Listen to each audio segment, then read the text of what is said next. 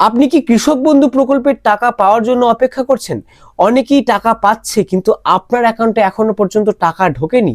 তাহলে আপনাকে বলবো আপনি একদম ঠিক ভিডিওতে এসেছেন। হ্যাঁ বন্ধুরা, ইতিমধ্যেই পশ্চিমবঙ্গের অনেক জেলায় কিন্তু মানুষ ধাপে ধাপে টাকা পেতে শুরু করেছে, কিন্তু আপনার অ্যাকাউন্টে টাকা না ঢোকার পেছনে আছে বিরাট 5টি কারণ। আজকের এই ভিডিওর মাধ্যমে আমি সম্পূর্ণ 5টি কারণ এবং তার সমাধান নিয়ে বিস্তারিতভাবে আলোচনা করতে চলেছি। তো ভিডিওটি একদম স্কিপ করবেন না, খুবই গুরুত্বপূর্ণ একটি ভিডিও।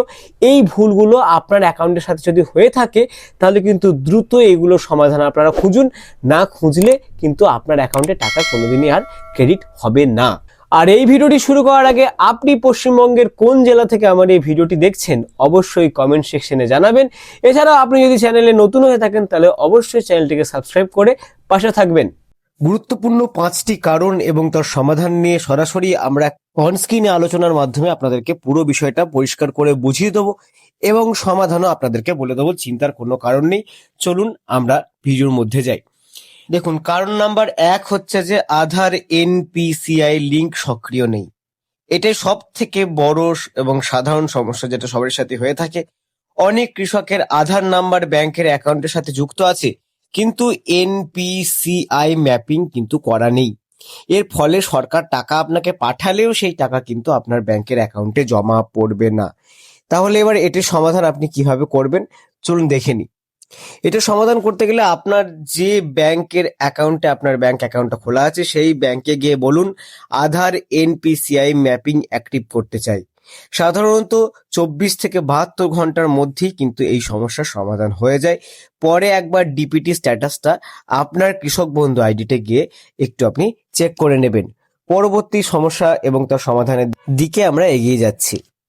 কারণ নাম্বার 2, ব্যাংক অ্যাকাউন্ট ইনঅ্যাক্টিভ বা ডরমান্ট। এর অর্থ হচ্ছে যদি দীর্ঘদিন ব্যাংক অ্যাকাউন্ট কোনো কারণে লেনদেন না হয়ে থাকে তাহলে সেটি ইনঅ্যাক্টিভ বা ডরম্যান্ট হয়ে যেতে পারে। এমন হলে সরকারের টাকা পাঠালেও সেটি ব্যাংকের অ্যাকাউন্টে কিন্তু গ্রহণযোগ্য হবে না। এটি সমাধান হিসাবে আপনাকে যেটি করতে হবে সেটি হচ্ছে অ্যাকাউন্টে অন্তত 100 টাকা জমা দিন, একবার টাকা তুলুন অর্থাৎ টাকা উইথড্র করুন, প্রয়োজনে ব্যাংকে কেওয়াইসি কিন্তু আপডেট করুন।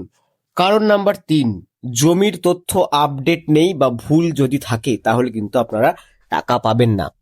কৃষক বন্ধু একটি ল্যান্ড বেসড স্কিম, অর্থাৎ জমির তথ্য অনুযায়ী কিন্তু এই স্কিমটা নির্ভর করছে। তাই জমির তথ্য একেবারে সঠিক থাকা কিন্তু জরুরি। এই সমস্যা দেখা দেয় যদি জমি বিক্রি হলেও নাম জারি না হয়, খতিয়ান নাম্বার যদি ভুল থাকে বা পুরনো জমির রেকর্ড যদি বর্তমানে থেকে যায় তাহলে কিন্তু এই ভুলগুলোর কারণে আপনি টাকা পাবেন না। এবার এটি সমাধান আপনাকে কেমন করে করতে হবে, নিকটবর্তী বিএলআরও অফিসে গিয়ে জমির তথ্য আপডেট কিন্তু আপনাকে করাতে হবে। কৃষক বন্ধু আইডি দিয়ে কিন্তু সম্পূর্ণ বিষয়টিকে একবার যাচাই করে নেবেন। আমরা সরাসরি কারণ নাম্বার 4-এর দিকে চলে যাচ্ছি। পরিবারে একাধিক বা ডুপ্লিকেট যদি আবেদন থাকে তাহলে কিন্তু আপনি টাকা পাবেন না। একই পরিবারে বাবা ও ছেলে অথবা 2 ভাই আলাদা করে যদি আবেদন একসঙ্গে করেন তাহলে কিন্তু আপনারা টাকা কোনোভাবেই পাবেন না। এই ক্ষেত্রে কিন্তু সিস্টেম অনেক সময় টাকা ব্লক করে দেয়। এটার সমাধান স্বরূপ আপনাকে যেটা করতে হবে সেটা হচ্ছে পরিবারের একজন কি প্রাইমারি বেনিফিশিয়ারি করতে হবে, অর্থাৎ একজনই আবেদন করতে পারবেন, অন্যদের আবেদন কিন্তু বাতিল করতে হবে, অর্থাৎ পরিবারের অন্যান্য সদস্যদের আবেদন কিন্তু বাতিল করতে হবে। ব্লক অফিসে লিখিত আবেদন এক্ষেত্রে আপনাকে কিন্তু জমা করতে হতে পারে। আমরা সরাসরি কারণ নাম্বার 5-এর দিকে চলে যাব। দেখুন, এখানে অনেক কৃষকের ক্ষেত্রে নামের বানান আধার অনুযায়ী ঠিক যদি না থাকে, মোবাইল নাম্বার আপডেট যদি না করা হয়ে থাকে বা কেওয়াইসি যদি সম্পূর্ণ না করা থাকে তাহলে কিন্তু এই সামান্য ভুলের জন্যই টাকা কিন্তু আটকে যেতে পারে।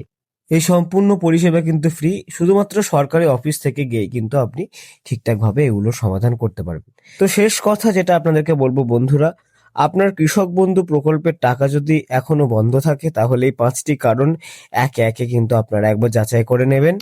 তো আজকের ভিডিওটা ছিল এই পর্যন্তই। কমেন্টে জানান আপনার টাকা এসেছে বা যদি না আসে কোন সমস্যার জন্য আটকে গেছে।